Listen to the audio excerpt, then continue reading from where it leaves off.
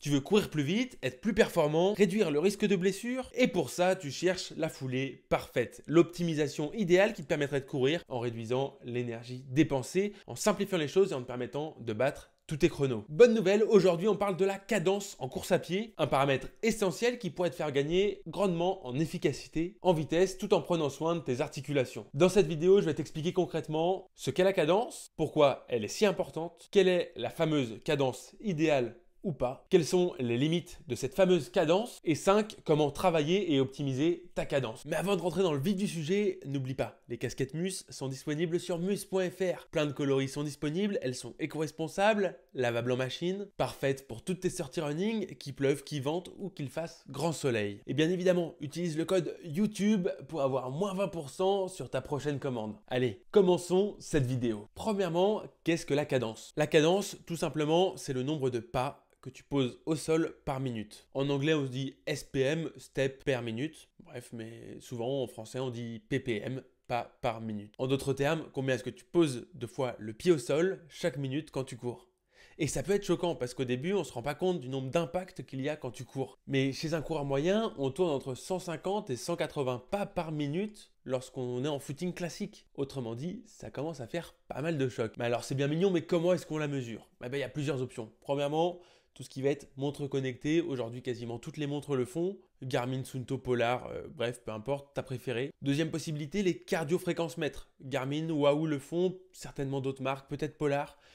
Mais voilà, il y a pas mal de cardio-fréquence-mètres qui le font aussi, donc si jamais tu veux avoir ces données sans acheter de montre, tu peux aussi utiliser un cardio-fréquence-mètre. La dernière possibilité, c'est aussi de compter manuellement, par exemple à l'aide d'un métronome, sur ton téléphone ou sur ta montre ou même dans tes écouteurs via une musique que tu règles sur 180 pas par minute ou tout simplement en prenant une musique sur 180 BPM. Et par exemple, tu vas compter le nombre de foulées que tu vas faire sur 30 secondes et tu vas multiplier ça par 2 pour avoir ton nombre de pas par minute. L'essentiel, c'est surtout de savoir où tu te situes aujourd'hui. D'ailleurs, dis-moi en commentaire quelle est ta cadence moyenne aujourd'hui. Maintenant, pourquoi la cadence est-elle si importante ? Bien, premièrement, elle a un rôle clé dans la force d'impact qu'on va avoir au sol. Plus ta foulée est longue, ce qu'on appelle en anglais l'overstriding, en fait tout simplement avec un pied qui atterrit loin devant toi, plus l'impact va être puissant sur tes articulations d'un point de vue mécanique. Ensuite, il y a aussi une question de direction des forces. Tout simplement, si tu mets le pied trop loin en avant, tu vas freiner ta course.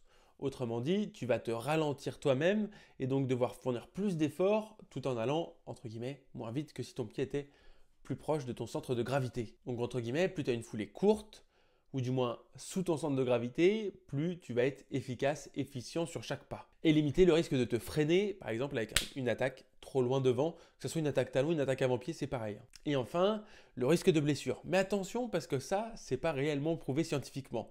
Il y a pas mal de gens qui l'avancent, mais en réalité, en termes d'études scientifiques, pour l'instant, il n'y a rien qui le met vraiment en avant. Mais globalement, on pourrait dire que plus on a une cadence élevée, moins les chocs sont importants et potentiellement, plus le risque de blessure est bas. Donc grosso modo, une cadence plus élevée pourrait t'aider à être plus efficace, à limiter l'impact au sol, mais aussi à diminuer la fatigue sur le long terme, la fatigue musculaire. Mais alors, quelle est la cadence idéale? Tu as sans doute déjà entendu parler de la cadence idéale des 180 pas par minute. Mais alors déjà, d'où ça vient cette histoire? Cette idée, elle a été popularisée par Jack Daniels. Non pas la marque de whisky, mais bien un coach en course à pied. Et physiologiste américain, en fait, il a tout simplement analysé, lors des Jeux Olympiques de 1984, il a tout simplement analysé la foulée des meilleurs athlètes. Alors il s'est pas arrêté qu'aux JO, mais dans l'histoire, on retiendra que ça vient des JO, mais en vrai, il n'y a pas eu que les JO, peu importe. Bref, il s'est intéressé à ça et il s'est rendu compte que la majorité des grands athlètes couraient à 180 pas par minute ou très proche. Que ça soit sur du 1500 mètres ou sur du marathon. Ça laisse quand même une belle marge de différence, quoi. Ça veut dire que le champion du monde de 1500 mètres aurait la même cadence que le meilleur marathonien du monde. À quelques pas par minute près, on serait au-delà des 180 pas, en moyenne. Ce qui donne vraiment une bonne cadence bien élevée. Alors, sur ces propos, il y a certains entraîneurs qui sont revenus en disant qu'on allait proposer ce qu'on appelle des ranges, en gros des catégories. Par exemple, on va dire que sur une allure d'endurance fondamentale, tu dois être entre 170 et 175.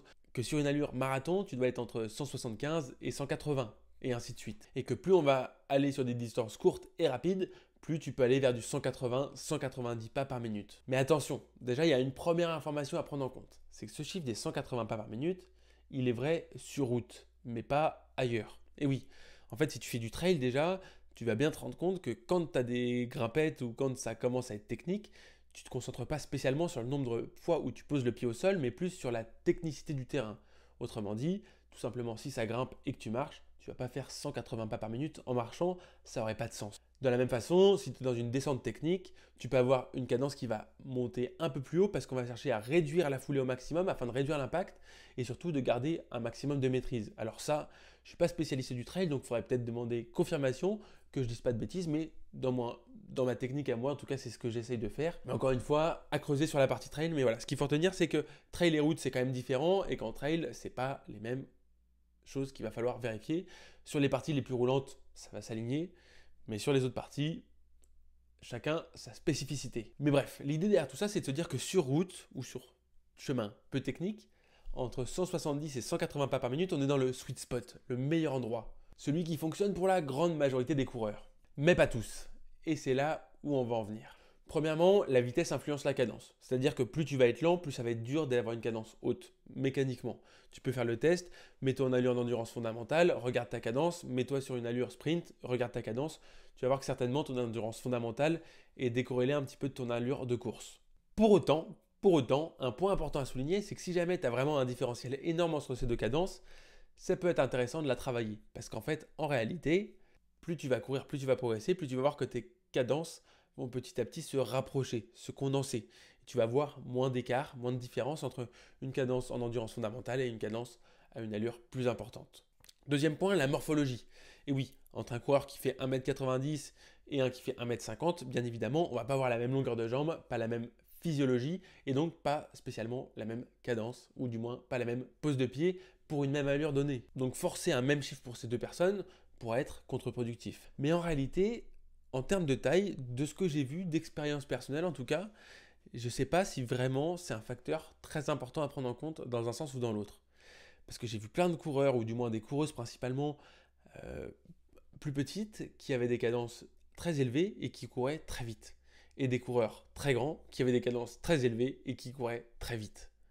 Et bien évidemment, j'ai vu aussi des coureurs très grands avec des cadences plus lentes. Donc voilà. Encore un point à réfléchir. Et enfin, bien évidemment, le terrain, la technicité, si tu fais du trail, de la route, du sentier, bref, il y a plein de possibilités qui s'offrent à toi. Et en fonction de la technique, de la route, du dénivelé, tu vas pas spécialement avoir la même cadence dans une montée, dans une descente. Bref, l'important, ce qu'il faut retenir de tout ça, c'est que chaque coureur va avoir sa propre foulée idéale. Mais si tu débutes la course à pied, tu as certainement une cadence trop lente. Et oui, chez les coureurs débutants, on a tendance à avoir une cadence très très lente, quoi qu'il arrive de base. En la travaillant, il y a de fortes chances que ce soit bénéfique pour toi. Et dans le pire des cas, si tu travailles ta cadence pour voir si tu as une cadence, s'il y a une cadence plus haute, tu pourrais être plus efficace. Au pire du pire, mécaniquement, ton corps reviendra à ce qui pour lui est le plus efficace, le plus efficient. Par contre, travailler ta cadence aura de multiples vertus. Et oui, premièrement, sur un terrain technique, ça va te permettre d'être plus efficace, plus efficient. Si aujourd'hui tu fais de la course sur route, mais que demain tu passes sur trail, avoir la possibilité d'avoir des amplitudes de cadence différentes sera bénéfique. Deuxième possibilité, en fonction des dénivelés. Avoir une cadence un peu plus haute, ou du moins être capable de tenir une cadence plus haute, te permettra d'être plus efficace en descente et aussi d'avoir peut-être moins cette peur de prendre de la vitesse. Parce que tu seras plus en maîtrise. Et surtout, ce qu'il faut que tu retiennes, c'est qu'en fait, ça c'est un grand cadre qu'on fixe, mais chaque cadre est variable en fonction du coureur, de la coureuse. Et ce qu'il faut retenir aussi derrière tout ça, c'est qu'en fait, ta cadence, elle va évoluer au fur et à mesure du temps. Mais maintenant, si tu es un coureur débutant, que tu as une cadence très faible et que tu penses que l'optimiser serait bénéfique pour toi, ou tout simplement tu as une cadence très faible et tu débutes, et moi je te conseille du moins de la travailler pour l'instant pour voir ce que ça peut donner, voici comment travailler ta cadence efficacement et voir si ça peut te convenir. Personnellement, petite anecdote, pour moi ça a été vraiment un gros gain. En fait, pour l'anecdote, moi j'avais une tendance à courir à 160 pas par minute à quelque chose près, voire limite en dessous sur mes endurances fondamentales, et en fait ça m'allait pas spécialement. Je le sentais pas. Franchement, pour moi, c'était ma cadence normale.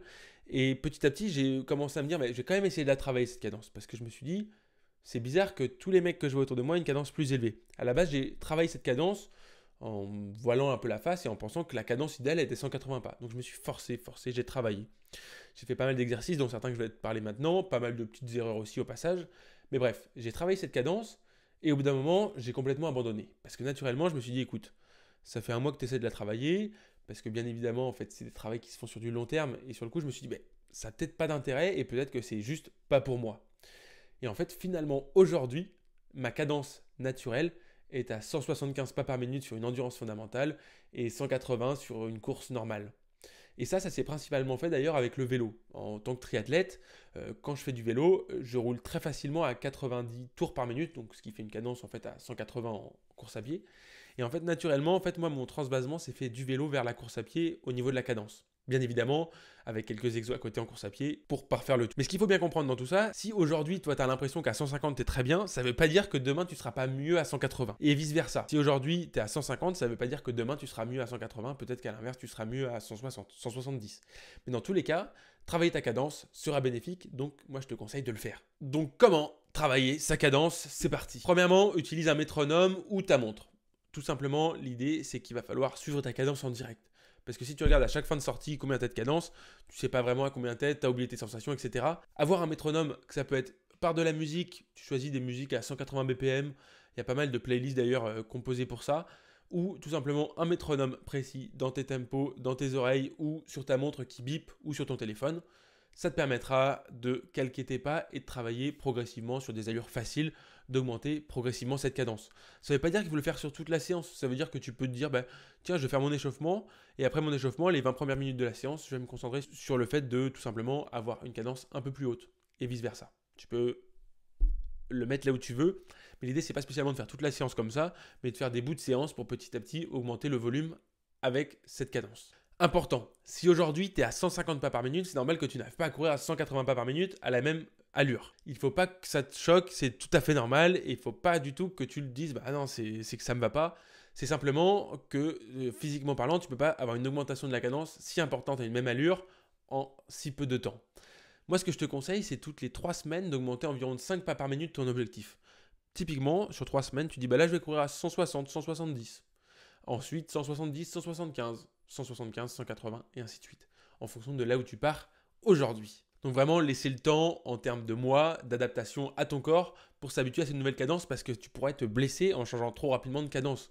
Parce que tes muscles, tes tendons, tes articulations ne sont pas habitués à cette nouvelle cadence. Et donc, ils ne sont pas habitués à travailler de cette façon. Donc, ça va obligatoirement changer quelques points physiologiquement pour toi. Donc, c'est important de prendre le temps de les travailler. Donc voilà, premièrement, métronome ou pas sur ta montre afin de suivre ton évolution. Deuxièmement, visualisation de la pose du pied. Ce qu'il faut vraiment comprendre, c'est qu'en fait, l'idée derrière tout ça, c'est que ton pied arrive au niveau de ton centre de gravité. Donc que tu poses ton pied le plus proche possible de ton centre de gravité, c'est-à-dire dans ton axe. En gros, ton corps doit être aligné quand tu poses le pied au sol. Donc ton pied atterrit sous ta hanche et pas trop en avant. Tu peux commencer un peu à regarder tes pieds de temps en temps, sans trop regarder tes pieds, tombe pas quand même, fais attention. Mais l'idée c'est simplement de te dire que si tu sens que ton pied est atterri trop loin devant toi, c'est certainement que tu n'as pas la bonne pose de pied aujourd'hui. L'idée c'est simplement de réduire le temps de contact au sol et donc de rapprocher ta foulée, de réduire l'amplitude ou du moins de propulser ton corps plus en avant, plus que tes jambes. En gros, tu cours après toi-même et pas après tes jambes. Parce que les gens ont tendance à courir en fait un peu vers l'arrière. Il faut que tu essaies vraiment de te mettre en avant et tu cours en avant, bien les épaules en avant, tu mets la tête bien devant et tu te balances vers l'avant. T'as compris. Troisième point, faire des strides. C'est vraiment pour moi ce qui a tout changé, c'est de faire des strides. Les strides, c'est quoi ? Oui, c'est un terme anglais, je ne sais pas comment on pourrait appeler ça en français, des accélérations, des petites accélérations. En gros, tu prends 50 mètres, 100 mètres maximum 100 mètres, tu vas accélérer progressivement. Et l'idée, c'est que sur ces 50 mètres, tu vas te concentrer sur une seule chose. Accélérer progressivement avec la meilleure forme de course à pied possible. Autrement dit, le corps bien en avant, les bras qui balancent bien dans l'axe et tes pieds qui tombent sous ton axe de gravité. Bref, sous tes hanches, dans ton axe. T'as compris l'idée. Mais alors, comment l'intégrer ? Tout simplement, tu fais une sortie longue, un footing facile, et à la fin, tu te mets 5 à 6, 7, 8 répétitions faciles. Tu fais 50 mètres d'accélération progressive où tu montes à 80-90% de ta vitesse max et tu reviens 50 mètres en marchant et tu fais ça 5 fois. C'est vraiment pas un gros travail à faire de temps en temps, une fois par semaine, et ça va vraiment booster tes performances. Et d'ailleurs, sans parler de cadence, c'est vraiment un exercice super à faire pour progresser en course à pied parce que ça va vraiment te booster ta technique. Le quatrième exercice, c'est de courir en descente. Courir en descente, ça va te permettre de libérer un peu les chevaux. Tout simplement, ça va t'obliger à accélérer la cadence parce que l'idée de courir en descente, c'est de ne pas se freiner. Donc autrement dit, de courir avec l'inertie et de se laisser descendre. Attention, 2 choses importantes. Ne pas le faire trop souvent parce que c'est assez traumatisant pour le corps ou du moins, si ton corps n'est pas préparé à ce type d'épreuve, ça peut être assez choquant pour lui, donc ça peut augmenter le risque de blessure, donc il faut faire attention et ne pas le faire trop souvent, ni dans des séances trop proches, ni trop proches de séances trop difficiles. Et pareil, l'idée c'est de faire vraiment 50 mètres d'accélération dans la descente où tu te laisses vraiment aller, et 50 mètres tu remontes en marchant et tu fais ça 5-6 fois facile. L'idée c'est bien évidemment de rester un maximum en contrôle dans la descente, mais sans limiter ta vitesse. Vraiment c'est ça, vraiment tu commences à te lancer et tu n'essaies pas de te freiner. Et dernièrement, 5e point, à l'inverse, le travail en côte. Pour moi, ça a été vraiment aussi un des game changers. Vraiment, travailler en côte, c'est hyper intéressant pour plein de points. Mais d'un point de vue cadence, ça va te permettre d'avoir une foulée plus courte, plus réactive. Parce que mécaniquement, quand tu montes, tu vas être obligé d'avoir une cadence plus basse si tu veux accélérer. Donc l'idée, c'est simple. Tu prends une montée et tu accélères progressivement dans cette montée. En fait, en réalité, les 3 derniers exercices, c'est les mêmes.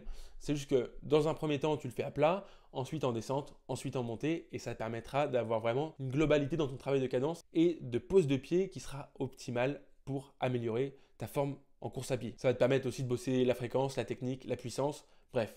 Tout est bénef. Maintenant qu'on a vu tout ça, qu'est-ce que tu dois retenir concrètement de cette vidéo? Premièrement, mesure ta cadence actuelle. Il faut que tu saches d'où tu pars pour savoir où tu veux aller. 2. Augmente très progressivement ta cadence, 5 à 10 pas maximum par mois. Ce qui va laisser le temps à tes muscles, tes tendons, tes articulations de s'adapter progressivement. 3. Évite la pose de pied trop loin en avant devant toi. 4. N'oublie pas d'adapter selon tes objectifs. Trail, course sur route, marathon, 1500 mètres, etc. 5. Surtout, reste à l'écoute de tes sensations. Une cadence plus élevée n'est pas toujours bénéfique et c'est primordial de savoir s'écouter, même en course à pied. Voilà pour ce tour d'horizon de la cadence. J'espère que j'ai été assez clair, même si c'est un sujet qui, voilà, encore une fois, porte assez à débat, à confusion et qui a pas mal de nuances, pas mal de spécificités, puisque tu l'auras compris, comme tout le temps en course à pied, chaque coureur est différent et chaque approche doit être différente, personnalisée. Souviens-toi qu'il n'existe aucun nombre magique pour chaque coureur, que le 180 pas par minute, c'est plutôt une référence, une idée, un cadre à suivre. Quelque chose qui te permet de te dire, voilà, si j'en suis vraiment très loin, peut-être qu'il faut que j'essaie de me pencher sur le sujet et peut-être que ça sera pour moi, peut-être que ça sera à prendre ou peut-être pas. Mais l'important, c'est que si tu débutes la course à pied, dans tous les cas, c'est intéressant de le travailler et ça va te permettre de vraiment progresser. Si cette vidéo t'a plu, pense à mettre un j'aime, à t'abonner à la chaîne, ça fait toujours plaisir. Merci pour le soutien, on est de plus en plus nombreux. Bien évidemment, code promo YouTube pour les casquettes Mus sur mus.fr.